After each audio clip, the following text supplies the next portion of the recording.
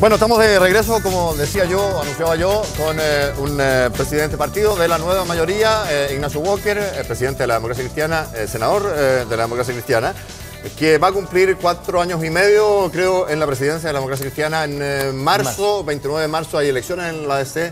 En abril sale la actual directiva y entra la nueva, que será elegida el 29 de marzo. Y no es que no pueda repostular al cargo por estatuto Ignacio Walker, sino que aparentemente no lo va a hacer porque no quiere hacerlo. Y queda disponible, según algunos, para otras destinaciones superiores, entre comillas, a la de senador o presidente de un partido. Estamos, como decía, con el senador Walker. Senador, bienvenido, ¿cómo usted? Muy buenos días a todos. Gracias por acompañarnos. Encantado. ¿Usted efectivamente no va a repostular? Bueno, estas son decisiones muy colectivas, Juan José, pero en principio no. Yo creo que 4 años y medio es suficiente. Lo he hecho con mucho gusto, con mucho cariño. Tenemos una primicia acá porque entiendo que el senador no había hablado ni confirmado esto. No. Además tiene su candidato, me imagino. Llegará el momento de tomar una decisión, como le digo, en equipo, colectiva. Pero su voluntad inicialmente, visto desde ahora, es en principio no. En principio no. ¿Y tiene un candidato que lo suceda? Ah, no sabía, cuéntame. Yo creo que usted mantiene su candidato. Todavía no hemos explicitado nada. Hay muchas conversaciones. Pero anda paseando por todo Chile usted, Es una posibilidad, hay otras, pero no hemos decidido. No, está claro. Digo, no hemos decidido pero porque lo que se vea, realmente estas decisiones nos gustan tomarlas.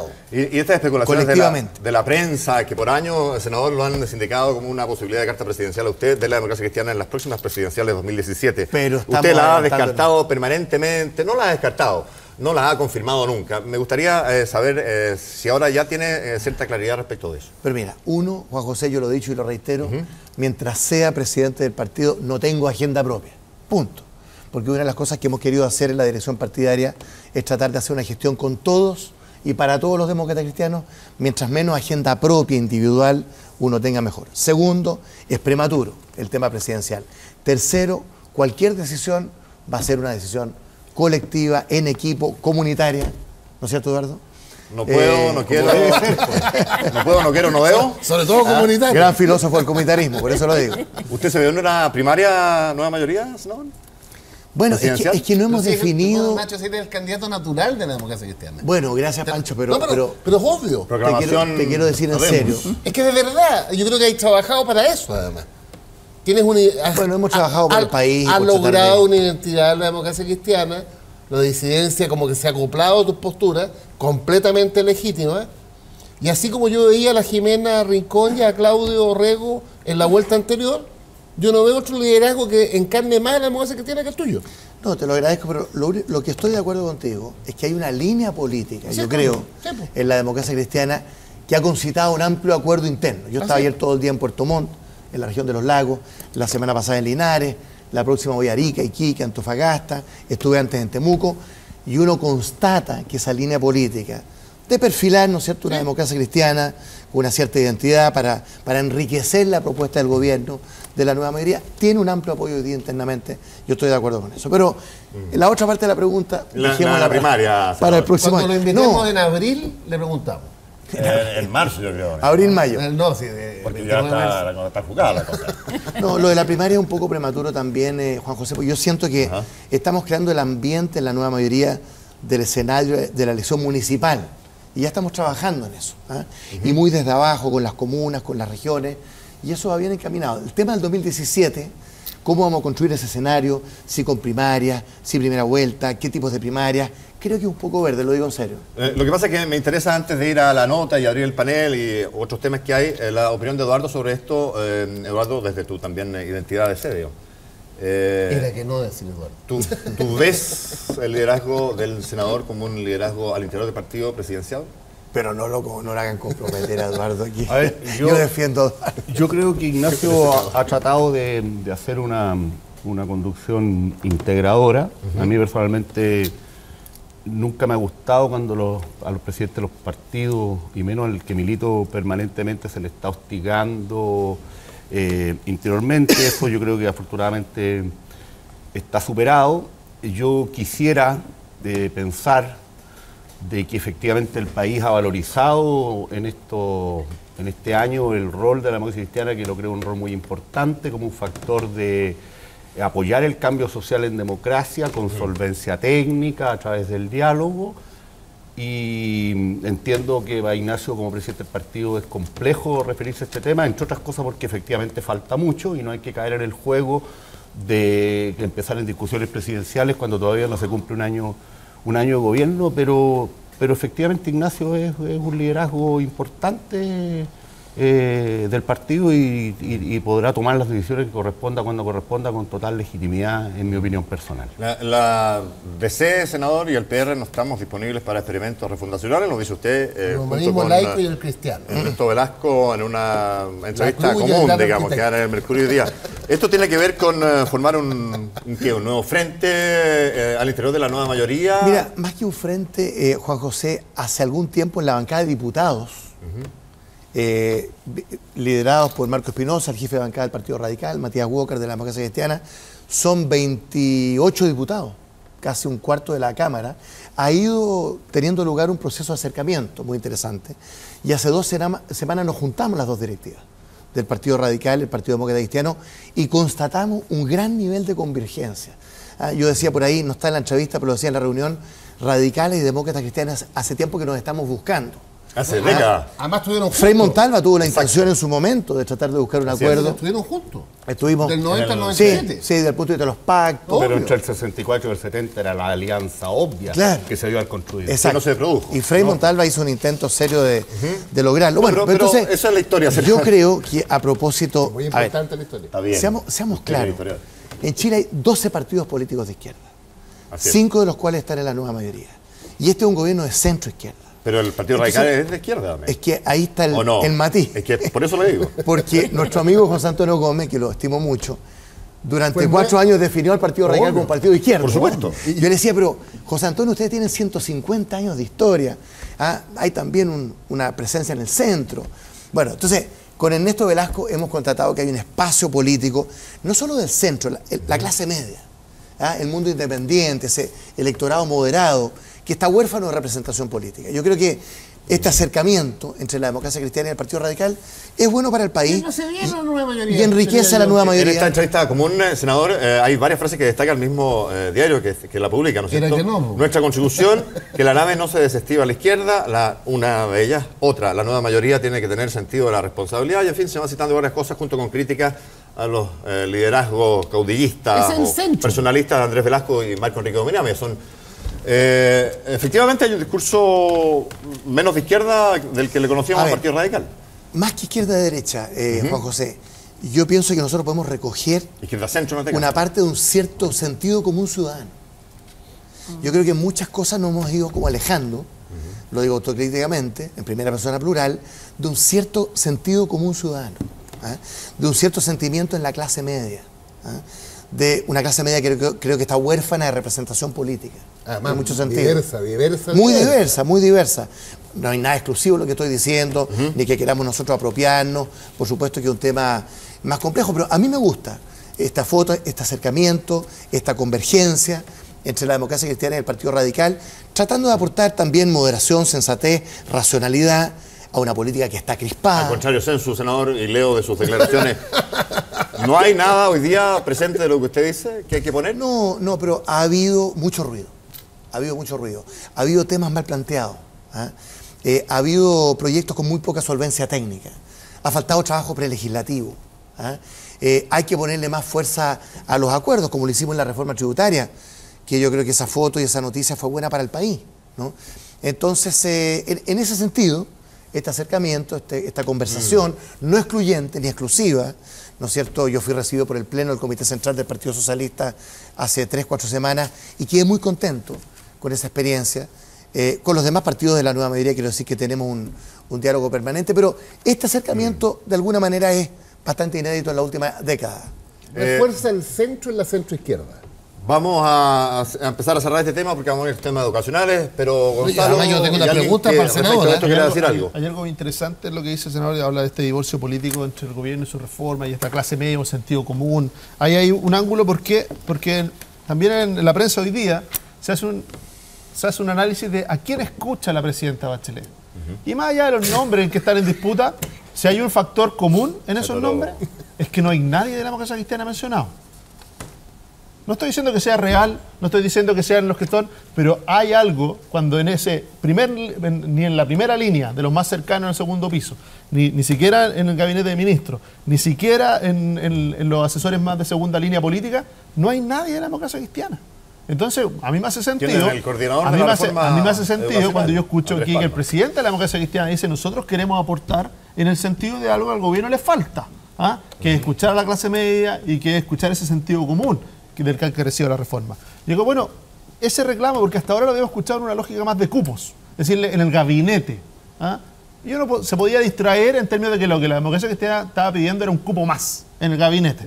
Pero resulta que haciendo en la mezcla entre ese reportaje, a quién escucha la presidenta Bachelet, y lo que acaba de decir Ignacio Walker, aquí el senador, uno le hace sentido decir que quizá el reclamo de la democracia cristiana va bastante más lejos de un cupo más o un cupo menos de ministro. Más que un reclamo, es una autocrítica. Por eso dije en primera persona plural. Nosotros somos parte del gobierno, la democracia cristiana, somos parte de la nueva mayoría, pero somos la democracia cristiana.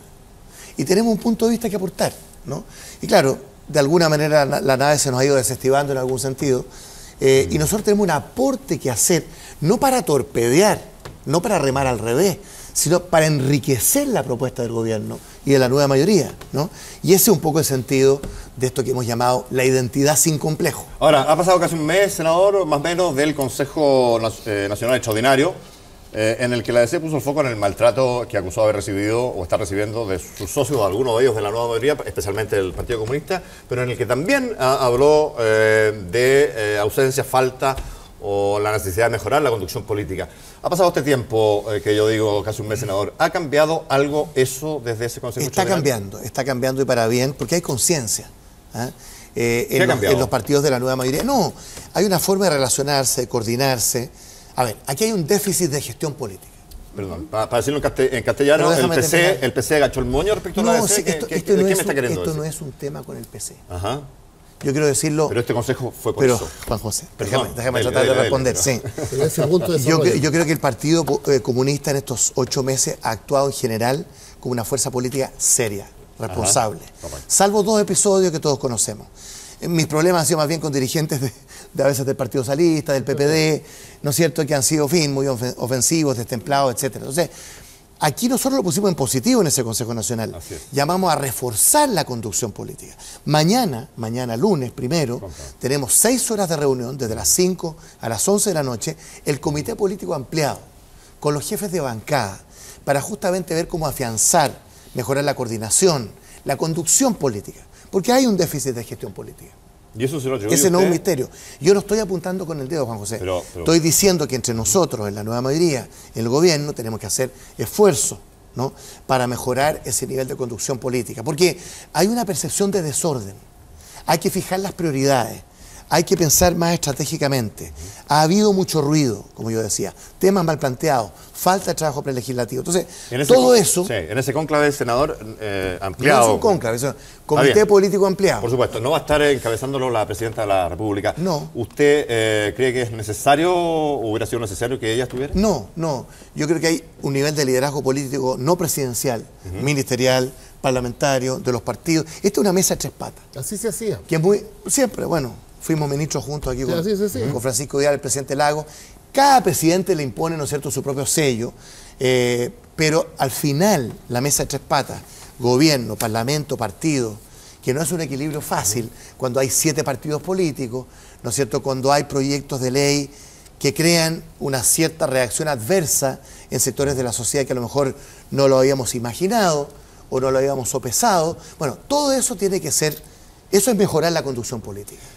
A propósito de la coordinación de la pregunta que yo le hacía, senador, de la presencia o no de la presidenta de la República encabezando este comité político ampliado, ¿qué nivel de comunicación tiene en los partidos políticos, en particular usted como presidente de la ADC con la presidenta? ¿Habla habitualmente? ¿Está ese espacio de confianza? ¿Se reúne con frecuencia? Yo converso con ella. Y en privado. ¿Cuándo fue la última vez, senador? Hace un par de meses, pero mensualmente nos juntamos. Bueno, porque ya ha tenido viajes, ha estado, ¿no es cierto?, en China, en Europa, bueno, estas cosas son así. ¿Sí? No, pero yo converso con ella, evidentemente, con mucha franqueza, con mucha amistad, con mucha reserva, porque esto tiene que ser así. Y estamos todos los lunes de la mañana el comité político, que es una buena reunión. sin apuro, tranquila, los 7 presidentes de partido, presidente del Senado, de la Cámara, los 4 ministros políticos. Y yo siento que esa reunión es muy provechosa. Ahora, quiero decirlo con dos cosas quiero decir. Uno, unidad en la diversidad. Esa es la doctrina. Correcto. Es la única forma de funcionar bien, ¿no? Y dos, tiene que haber aquí una forma de procesar las diferencias. Porque tenemos diferencias en muchos proyectos de ley, en muchos temas, y siempre hay un interés superior, que es el país, que es el bien común, que es que nos vaya bien. Entonces, tal vez lo que nos ha faltado es procesar esas diferencias de una forma, ¿no es cierto?, más institucional, más virtuosa, que permita que aparezca no solo la diferencia frente a cada tema, sino que la forma de converger al interior del gobierno.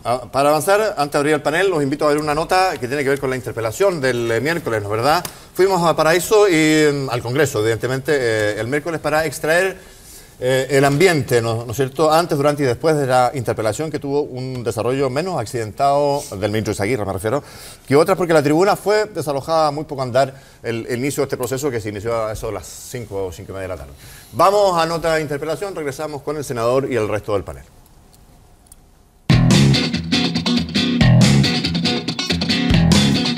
Las reformas se hacen, ha dicho la presidenta. ¿Pero qué significa esto de llegar hasta el final, según el programa que eligió la gente?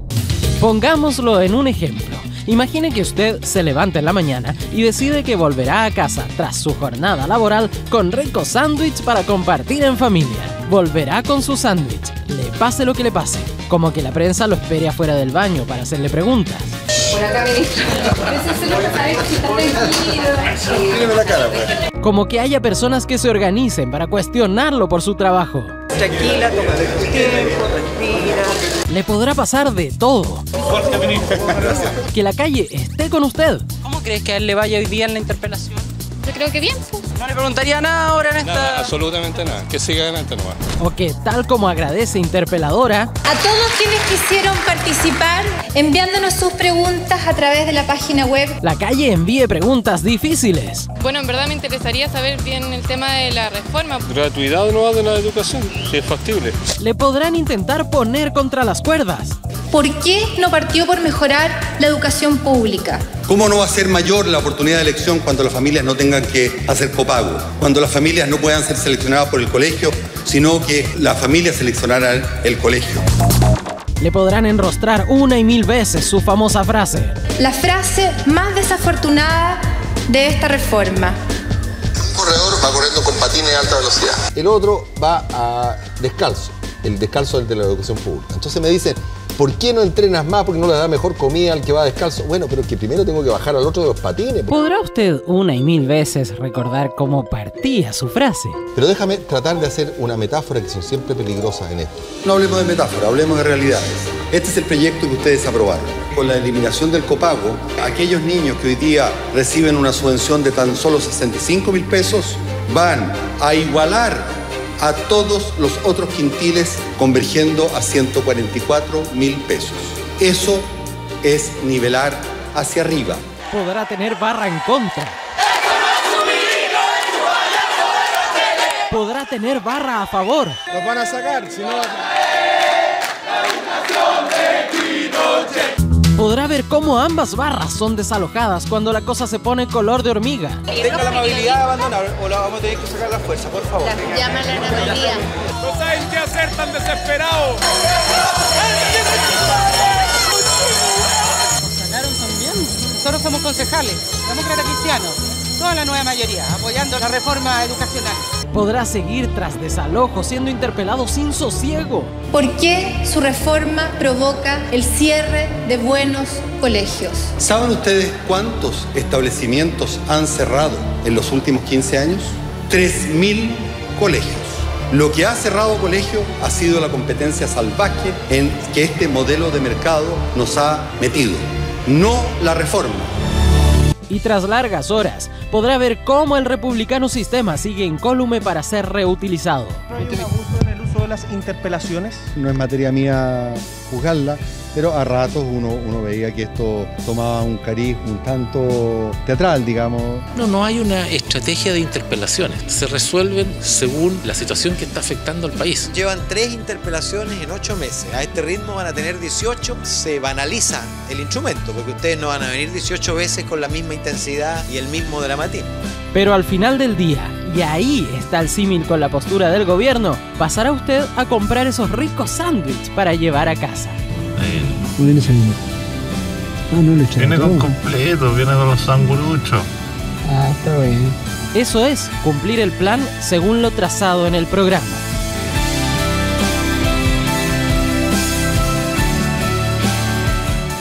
Bueno, estamos de regreso.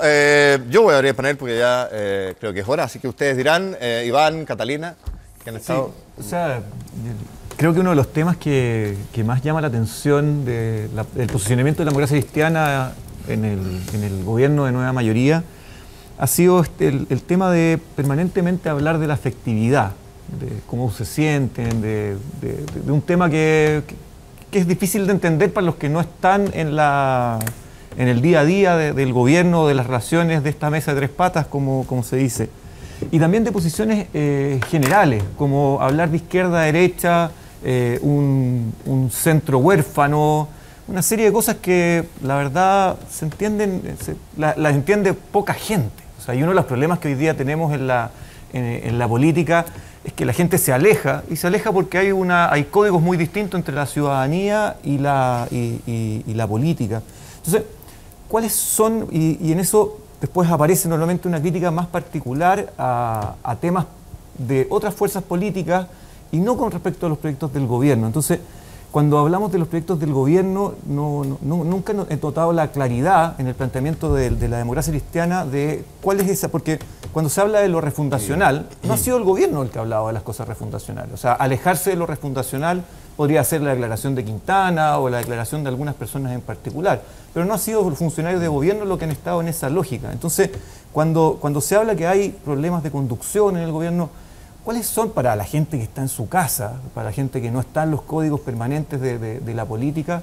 ¿Cuáles son esos temas que hay con respecto al problema de la conducción del gobierno, la velocidad de las reformas que están proponiendo, que la democracia cristiana se ha sentido incómoda o que ha planteado posiciones divergentes? Yo creo que hay 2 partes en tu pregunta. La primera, yo veo el tema más en clave social que política, para decirlo de alguna manera, más frente al tema de la clase media que del centro. Me explico. Yo creo que hoy día Chile es un país de clase media, una clase media aspiracional, emergente, que ha surgido sobre la base del esfuerzo personal y familiar, que le debe poco al Estado, pero que pide del Estado una cierta red de apoyo, que no sustituya ese esfuerzo, sino que lo apoye, ¿no? Bueno, esa clase media, Iván, yo siento que está huérfana de representación política. Pero, Ignacio, y esto se expresa... Cuando planteaba el tema de lo genérico, es que eso es súper genérico, porque la clase media y el planteamiento también lo hace la UDI, exactamente. Bueno, pero déjame aterrizarlo a la segunda parte. Eso es lo primero. Más que ocupar el espacio del centro, es representar a la clase media. Yo creo que ahí hay un desafío para distintas fuerzas políticas, también para la democracia cristiana. Segundo, aterricemos esto, por ejemplo, el tema de la reforma educacional. En la reforma educacional a la cual nosotros adherimos, nuestro partido en 2007, en su 5º Congreso, adoptó buena parte de las definiciones que estamos implementando. Yo suscribí y redacté el 2011 con Carolina Toá, que era la presidenta del PPD, el primer documento que firmamos los 4 presidentes del Partido de la Concertación y el año siguiente del Partido Comunista sobre los lineamientos básicos de esta reforma. Ahora, cuando ingresó el proyecto de ley, nos encontramos, por ejemplo, que el Estado compraba la infraestructura. Eso no estaba en el programa. 5.200 millones de dólares. Estamos hablando en 10 años. Entonces, la cosa claramente no iba por ahí. Segundo, a los que pagaban más de 30.000 pesos de copago no había solución.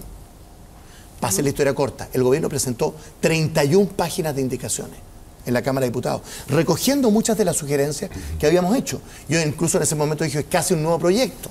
Y ahora en el Senado también hay una discusión en esta materia. ¿En qué sentido? Fortalecer la provisión mixta de la educación, pública y privada, conciliando el derecho a la educación con la libertad de enseñanza, que para nosotros es un tema doctrinario. ¿Qué es la libertad de enseñanza? Una sola cosa: respeto por la autonomía y la diversidad de los proyectos educativos, en un sistema en que la clase media, perdón que vuelva, se la juega. Porque el 54% de la matrícula en Chile hoy día es particular subvencionada. 1.800.000 alumnos. ¿Te fijas o no? O sea, el enunciado, más que el centro, es la clase media. El aterrizaje, ¿no es cierto?, son proyectos de ley que recojan, ¿no es cierto?, la sensibilidad y los aportes que están expresados. Entiendo por sus en la palabras mayoría. que tras esas 31 páginas de indicaciones y todo lo que ha evolucionado la reforma, el apoyo suyo y de la ADC y respaldo, soy total a esa reforma tal cual está. Nunca ha estado en tela de juicio. Déjame decirte lo siguiente. ¿Tal cual está? Le pregunto. El fundamento, la justificación, los objetivos del proyecto de la reforma educacional son ampliamente compartidos. La ingeniería de detalle, el aterrizaje, los mecanismos... Le falta, pero espérate, nosotros tenemos un documento firmado. Los 7 senadores, los 22 diputados, de 4 páginas, de cuáles son, que es una carta de navegación, los aspectos que nosotros queremos mejorar, perfeccionar y eventualmente modificar de este proyecto de ley. El riesgo político de la alianza de la derecha era que el ministro Izaguirre saliera de esta interpelación fortalecido por su desempeño. ¿Usted cómo lo vio? ¿Cómo yo lo he dicho? Yo no pude ver la interpelación porque estábamos entre el presupuesto de la Nación, el reajuste del sector público y 4 horas de la Comisión de Educación de la Comisión Miembro. Todo lo que he escuchado es que el ministro Izaguirre salió bien de esta interpelación. Y no quiero decir que salió mal la diputada Hoffman porque no la vi, pero que para el ministro Izaguirre, para la reforma educacional, para la posibilidad de hacer pedagogía, Juan José, aquí nos ha faltado con peras y manzanas explicar. Porque hay mucho fantasma, hay mucho mito, hay mucha desinformación. No campaña del terror, ni bullying mediático. Yo me salto esas expresiones. No hay campaña del terror. No hay campaña del terror. Hay un debate apasionado en torno a un tema que despierta, ¿no es cierto?, muchas pasiones. Pero nos ha faltado mucho explicar la reforma educacional, que tiene aspectos muy positivos. Menciono uno, que ni se menciona: el aumento gigantesco de la subvención. Eso va a ser un aspecto extraordinario para la privada y pública, porque el 92% de la educación chilena es subvencionada. Algo que marca distancia en la última respuesta de Ignacio Walker es que la propia presidenta habló en su minuto de una campaña, y lo ha repetido más de alguna vez, de una campaña del terror desde la derecha en esta materia, cosa que el senador piensa que no es así. Es un matiz. Catalina.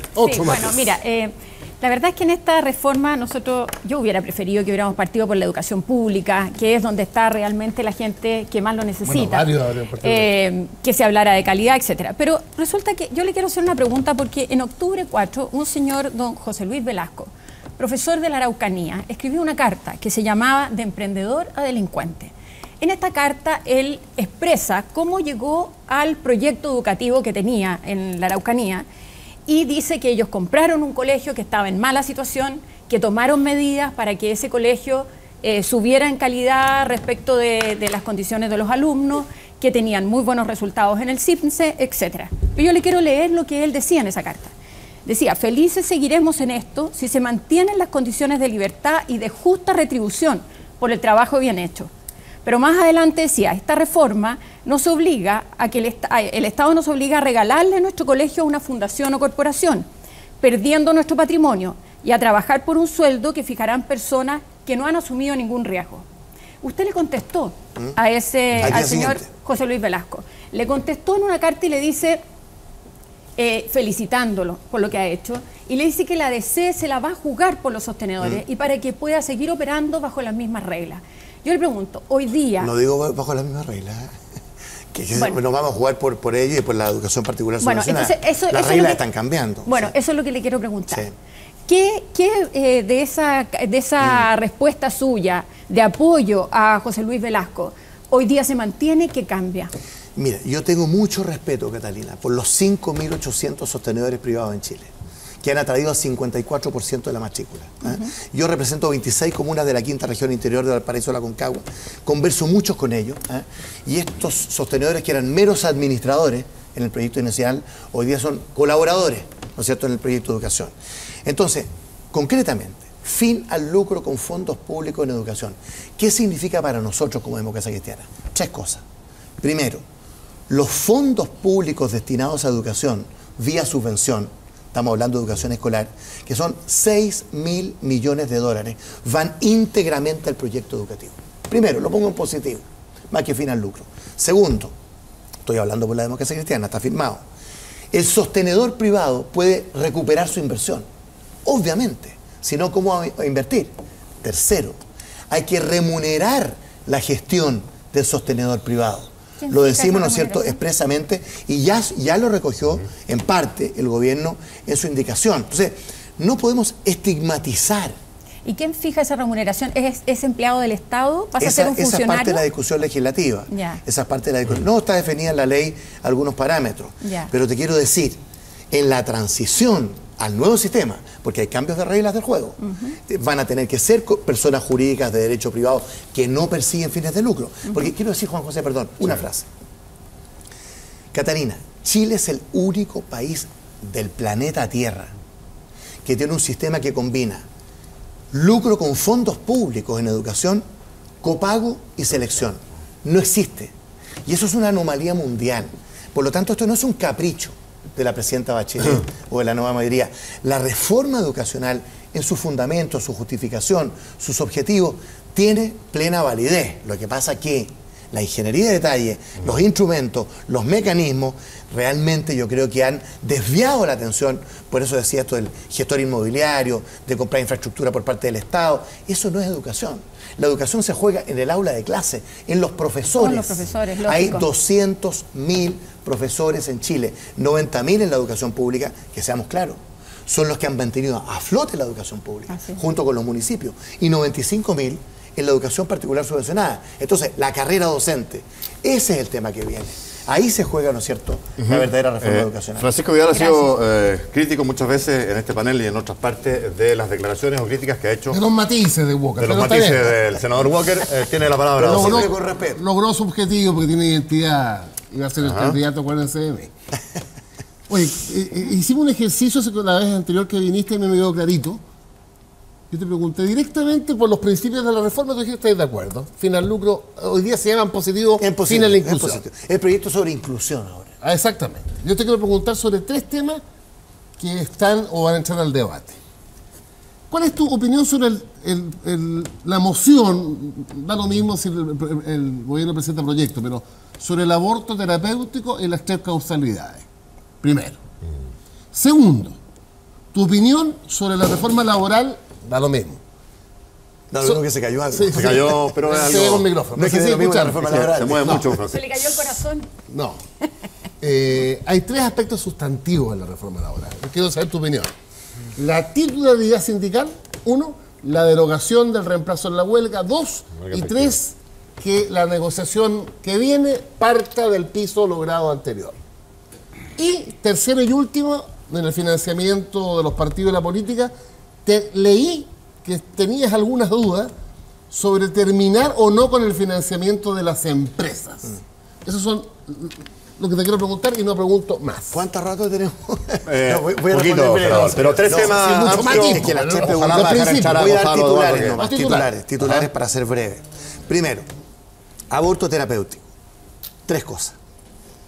La democracia cristiana somos partidarios del derecho a la vida desde la concepción hasta la muerte natural. Por eso votamos en contra de la pena de muerte. Segundo, nosotros como democracia cristiana somos contrarios a legalizar el aborto. Así derechamente. En cualquier caso, libre. Déjame terminar. Sí. Contrarios a legalizar el aborto. Tercero, hay situaciones particularísimas que requieren de un debate. Por ejemplo, el riesgo para la vida de la madre. Nosotros sostenemos, los sostenedores que somos autores de una moción parlamentaria, dice, comillas, no es aborto la acción dirigida a salvar la vida de la madre, a consecuencia de lo cual resultara la interrupción del embarazo. Esto no es una cuchufleta leguleya, ¿ah? Esto es así. O sea, ¿qué es el aborto en Chile? Médicamente la interrupción del embarazo. Penalmente supone dolo, el que deliberadamente. Aquí, bueno, ¿te fijas o no? Entonces, yo estoy abierto a esa discusión. Segundo, en el tema de la reforma laboral, nosotros estamos de acuerdo. Perdón, antes de eso, el tema de la violación. Violación bueno, y yo creo que inviable. Yo tengo una duda. Hago la pregunta en el tema de violación, porque aquí estamos hablando de despenalizar. Sí, claro. Hago la pregunta. Una mujer que ha sido violada y que ha abortado, además la vamos a meter a la cárcel. Entonces, yo estoy abierto a discutir el tema de la despenalización. Lejos del caso que más me complica es el caso del feto inviable, a veces se llama malformaciones incompatibles con la vida, ¿no es cierto? Ese es un tema mucho más complejo, pero nosotros estamos abiertos al debate, no hay vetos, no hay temas vedados, hay una postura de principio, pero entendemos que hay ciertas situaciones particularísimas. He mencionado una, riesgo para la vida de la madre, que es la más clara, yo creo. Ahí los protocolos ya existen, y son así. Lo que pasa es que la responsabilidad del personal profesional, ¿no es cierto?, no está muy definida porque el almirante Merino, con la Junta del 89, derogó un artículo del Código Sanitario que dejó un vacío. Nos queda muy poco, senador. Reforma laboral y... Reforma laboral, nosotros estamos de acuerdo con la agenda laboral, así la ha llamado el gobierno, porque no es solo reforma, hay temas administrativos. Eso va a ingresar, ¿no es cierto?, próximamente. Carolina Goich, nuestra senadora, junto con los diputados que están en la Comisión de Trabajo. ¿Está bien de acuerdo con estos 3 puntos que quería hacer tu opinión? Es que yo estoy de acuerdo con el fondo de esa reforma, y como Democracia Cristiana estamos de acuerdo. ¿Y con los 3 puntos, senador? ¿Cuál es el fondo de la reforma? Fortalecer el poder de negociación de los trabajadores. Correcto. Y fortalecer la negociación colectiva. El reemplazo huelga solo existe en 3 países y en algunos estados: Canadá, Estados Unidos y Japón. No existe en otras democracias. Por lo tanto, yo creo que esa es una forma de debilitar el poder de los trabajadores, ¿no? Y el tema de fortalecer el poder de negociación y la titularidad. Hay una discusión que no se ha definido porque no conocemos el proyecto. Aquí la ministra de Trabajo trató de definir que esto no era un monopolio del sindicato. Entonces, quiero ver primero el proyecto para... Pero está abierto usted y la desea eso. Pero en principio estamos de acuerdo. En principio estamos de acuerdo. Negociador. Y que el piso de la negociación, a diferencia de lo de hoy, sea lo conseguido en la negociación anterior. También estoy en principio de acuerdo. Bien. Y el financiamiento de la empresa, brevemente, porque nos queda muy poco. ¿Cuál es mi temor? Volver a las platas negras. Quiero decirlo derechamente. Si hacemos una mala reforma, vamos a volver a las platas negras pre-2003. Y eso creo que sería un gran error. Ahora, ¿cuál es mi punto? Financiamiento de las empresas a los candidatos, no. Derechamente. Financiamiento de las empresas a los partidos, con un sistema primero que sea público y transparente, que después de la elección se publique quién le dio a quién. Segundo, con un 30% de ese aporte que vaya a un fondo común, ¿no es cierto?, de acuerdo a las preferencias de los votos que reciban los partidos. Yo he planteado ese tema porque además estamos restringiendo tanto el aporte de las personas naturales, 500.000 pesos, 1 millón de pesos. ¿Cómo vamos a financiar la campaña? ¿Financiamiento público no del todo? No, financiamiento público de los partidos. También de los partidos. Gonzalo, Chile es de las pocas democracias del mundo escuchando, que no hay financiamiento público en los partidos. Escuchando al senador aquí, presidente de la Democracia Cristiana, refuerza una sensación que he tenido yo este año permanentemente, que la DC ha decidido caminar bajo su conducción por una línea muy delgada y que siempre es compleja, que apunta entre mantener esa lealtad necesaria con un gobierno del que se es parte, pero escuchando y con honestidad creyendo en la primera parte de su discurso, usted siente de que eso implica necesariamente un divorcio entre eso y el sentido común, o lo que le hace sentido común a la clase media. Y eso es lo que lo mantiene permanentemente en esta, caminando como por una cuerda floja. Yo quiero llevar un solo ejemplo.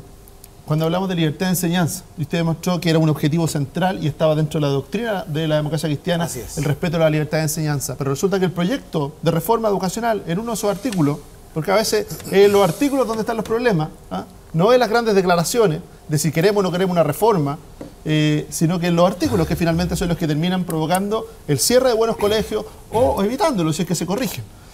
Se habla de que va a ser hoy día un funcionario del Ministerio de Educación quien va a autorizar o no la creación de un buen colegio en un territorio determinado, limitando ese territorio. No está definido qué significa territorio, si es una comuna, una provincia, una región o es todo el país, no dice. Y segundo, y lo más grave de todo, dice que sea un proyecto distinto a los que ya existen. Distinto a los que ya existen. Es decir, si existe, por ejemplo, un colegio de iglesia en ese territorio no determinado, ¿no podrá haber otro? Si existe un proyecto laico de determinado... no podría haber otro. Y eso, ¿cómo no se entiende finalmente como una seria limitación a la libertad de enseñanza? Te respondo derechamente. Primero, ese artículo lo vamos a cambiar, porque ya existe bastante consenso en la Comisión de Educación. Es un tema que hemos conversado, tal cual como está redactado, es impresentable. Podría ser. Pero espérate un poquito, lo vamos a modificar. Esa fue una de las preguntas que se hizo en la interpelación y que el ministro no debió contestar. Pero lo vamos a modificar, Segundo, hay un problema real. En la educación escolar básica y media tenemos en los últimos 10 años 400.000 menos alumnos por razones demográficas. De natalidad. 400.000, pero un momento. Y hemos aumentado, Catalina, de 10.000 a 12.000 los colegios. Hay algo raro ahí. Y si se han cerrado además 3.000 en 10 años, 15 años, que es una cifra que yo no conocía y que si es así es bastante impresionante, les quiero decir, desde el punto de vista de la política pública, hay que introducir ciertos elementos de racionalidad en cómo se crea, ¿no es cierto?, un nuevo colegio, público o privado, pero sin afectar el derecho de licencia, el derecho de la libertad de enseñanza. Por lo tanto, ¿qué es la libertad de enseñanza? 3 cosas. Primero, respeto por la autonomía del proyecto educativo. Eso es lo más importante. Segundo, derecho de los padres a elegir el colegio de los hijos. 3, derecho a fundar un establecimiento educacional. Ahora, la ley puede regular las condiciones, ¿no es cierto?, no discriminatorias y sin afectar el derecho de determinar en qué se gastan las plata, la subvención. ¿Qué le parece a usted? Porque 100%, artículo 3 es lo mejor de la ley. ¿Por qué? La plata pública, obvio. ¿Por qué, Juan José? ¿Qué dice el artículo 3? Menciona que los fondos públicos, la subvención, se pueden gastar en esto. ¿Qué es esto? El proyecto educativo, los fines educativos. Y hay 11 definiciones muy exhaustivas. Yo a todos los invitados les he preguntado, les he dicho, ¿falta algo aquí? Bueno, Hernán Herrera de la CONACEP dijo que faltaba el tema de los seguros y seguridad, que contratan muchos establecimientos. Bueno, lo vamos a incluir. Eduardo, rápidamente. Pero en ese sentido, muy poquito. El artículo 3 va pacífico. Lamentable que me quede poco tiempo, pero bueno, así es la vida. La identidad demócrata cristiana. Yo tengo un diálogo contigo hace ya largo tiempo de la Escuela de Derecho, pero y muy fructífero. Quizá a los televidentes no les queda claro, entonces voy al hueso. Hoy día tú presides un partido donde alguna gente pareciera ser que está reemplazando su militancia en ese partido con la incorporación a un séquito personal, digamos, de un liderazgo como el de Andrés Velasco. Entonces, muchas cosas que tú has dicho aquí, no todas, este punto del sindicalismo yo creo que es un punto clave, tu apoyo resuelto, digamos, al fortalecimiento del mundo del trabajo, está en las mejores tradiciones demócratas cristianas. También podría decirle, por ejemplo, fuerza pública. Entonces, la identidad demócrata cristiana, ¿qué es lo que significa desde el punto de vista de ese jugarse por capas medias, además heterogéneas, que no son las mismas? La inspiración cristiana de la ADC, que significa una opción por el débil, por el migrante, por el mapuche, por el que está por nacer, por el trabajador, por el pobre. ¿Y cuál es la diferencia en profundidad del cambio social con lo que hoy día, por ejemplo, se está diciendo desde corrientes liberales? Que seamos claros, les van a disputar a los demócratas cristianos un liderazgo. Entonces, hablar del centro sin contenido sustantivo te hace indistinguible de lo que pueden estar diciendo otros. A ver, yo creo que la identidad demócrata cristiana brota de 3 vertientes: doctrinaria, histórica y cultural. ¿No es cierto? 5.000 años de tradición judeocristiana, aristotélico-tomista, neotomista, la historia de 70 años de la falange nacional, de la democracia cristiana y una cultura política, porque los partidos políticos en Chile, como tú bien sabes y todos sabemos, más que organizaciones político-electorales, son culturas políticas. O sea, cuando el Partido Radical tiene 150 años, eso merece mucho respeto.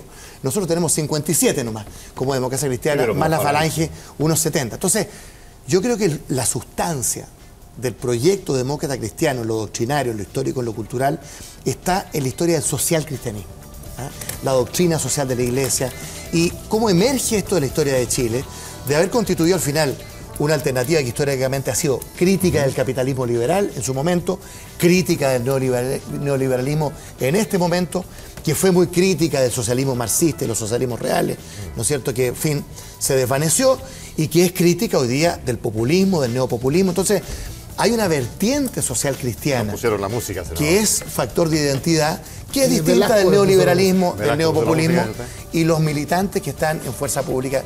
Yo he sido bien duro esta semana. No pueden tener un pie adentro y un pie afuera. Yo estoy contigo en eso, porque en el PP pasa lo mismo, pero hemos ido más hablando. Pausa y regresamos. No puede estar con una pata en el gobierno y otra en la oposición.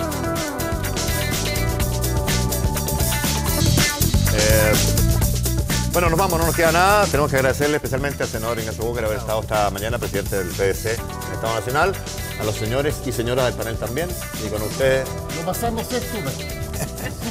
Hasta el próximo domingo, que esperemos que lo pasemos también como